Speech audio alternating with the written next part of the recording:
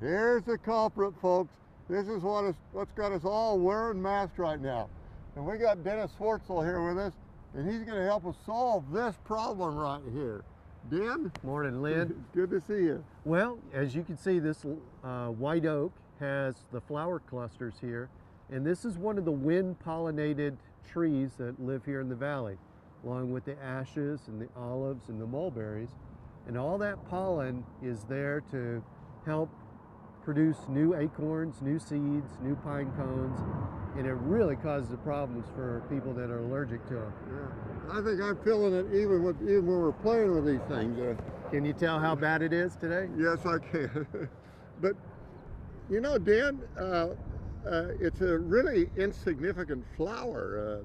Not much there. Yeah, the non-showy flowers, those are the ones that really cause people problems because it has tiny little places for the pollen to be exerted into the air, and then it just blows and blows like on these windy days. Yeah, it's doing a good job right now. Very good job. But is there anything we can do for this? Not much.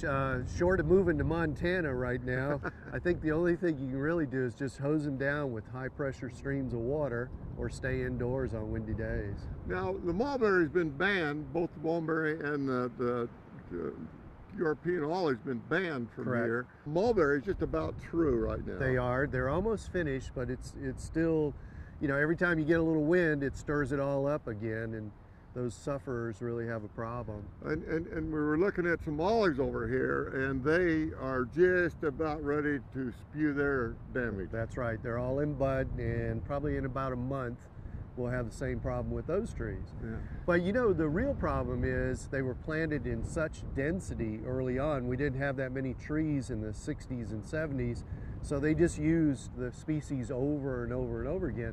When you have something like this oak tree, which is a little more rare in the valley, there aren't that many producing pollen, so it's not a big deal. Okay, now you talked about going out and spraying the trees and help clog the pollen, but we got to remember that it blows on to everything else. That's right. You know, it's going to be on your car, on your house, on the windows. Every time you open the door, you're probably letting a little more pollen in. Yeah. You actually should wash those plants down, especially if they're near your kitchen door or something like that. That's right. Get everything cleaned off as much as you can and dust on a regular basis, and that'll help reduce the pollen in the house. Does this problem ever stop? Yeah, maybe about mid-June, July, you'll get a reduction, but then the desert plants start blooming, and you got a whole new realm of pollen to deal with. If I got a Bermuda lawn like we're standing here in, what can I do? Because they produce a lot of pollen. Absolutely. In some cities, they've banned common Bermuda grass because of the pollen production.